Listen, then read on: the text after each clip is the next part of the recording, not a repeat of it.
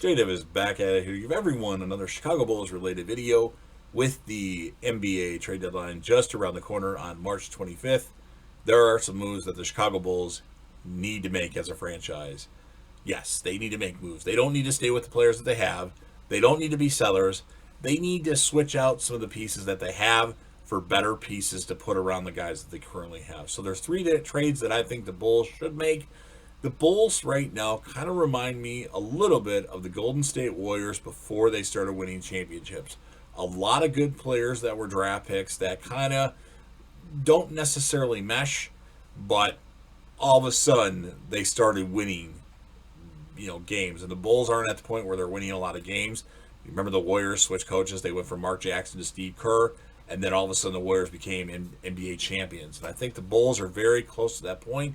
Some of you will maybe laugh at that statement, but I think they could potentially get to that point. They just need to kind of retool a little bit. And I think there's three trades that could certainly make a difference and make them very high contenders in the Eastern Conference. So a lot of these trades have already been talked about. Some of the pieces in the trades necessarily don't get talked about, and I want to just go over those particular trades. In the first trade, it really is a no-brainer. The Bulls need a center, a true center, a guy that can be in the middle, that can rebound the basketball, play excellent defense, and score 10 to 16 points a game if need be. And that would be to acquire Andre Drummond from the Cleveland Cavaliers. Now, obviously, you have to make the salaries match. The Cavaliers don't really want that much back for Drummond. They just want to get rid of Drummond. I think you have to include Otto Porter Jr. in this trade.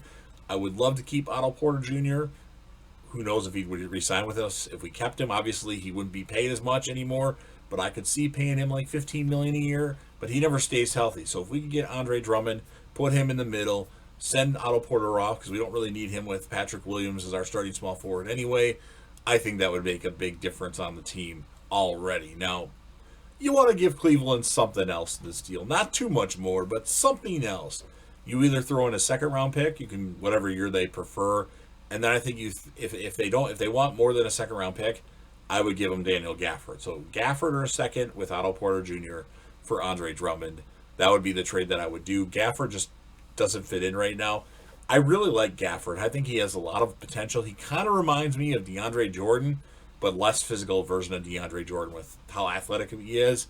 But he just doesn't fit in with us. He commits too many fouls. You put him in for 5 minutes, he already has four fouls or two to four fouls in 5 minutes time.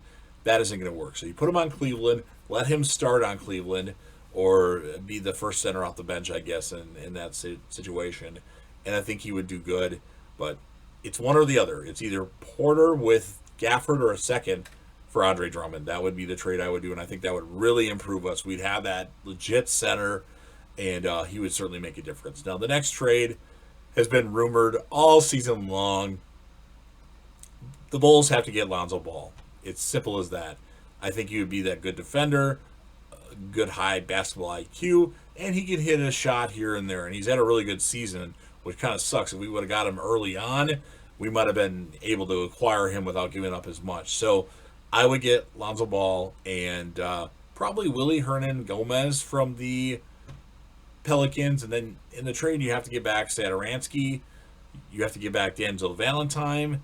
And then probably one or two first-round picks, or a first-round pick and a second-round pick. Lonzo Ball's made it clear that he doesn't want to play with the Pelicans anymore anyway. So they're going to move him, I think. I think it's pretty clear that Lonzo Ball is going to move. It might be to the Knicks, though, but I think the Bulls should really go after him. I think he would be a good fit. He's a good player. He can play good defense, and he would be a great decision maker on the Bulls.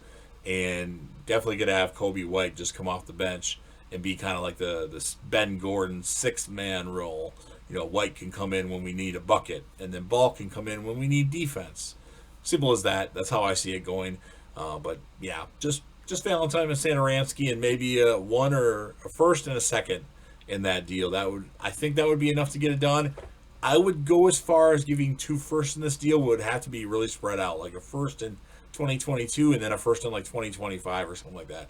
That would be what I would offer, and I think our tourists would certainly make that deal to get Lonzo Ball. Of course, we'd only be renting him. He'd have to re-sign with us in the offseason, which who knows what would happen. And then the last trade, I think, that would benefit the Chicago Bulls. Their bench would Their starting lineup would be Drummond, Markkanen, Patrick Williams, Zach LaVine, and Lonzo Ball. Coming off the bench, we got Kobe White. We've got Chandler Hutchinson. You've got Thaddeus Young. I think we need another spark plug off the bench, and that would be acquiring Terry Rozier from the Hornets. In this trade, you have to actually make the salaries match, of course, like in the Drummond deal. I would trade them Cristiano Felicio. I would trade them Garrett Temple. And I would throw in Wendell Carter Jr. as kind of like the centerpiece in the trade to make everything work and to give them, a younger player that they can develop on their team. You give them Garrett Temple because he's a good veteran, that can give you quality minutes. And then Felicio, well, you got to make the salaries work. Now, because they are acquiring Felicio, whose contract is over after this year, they might want one more thing in the deal.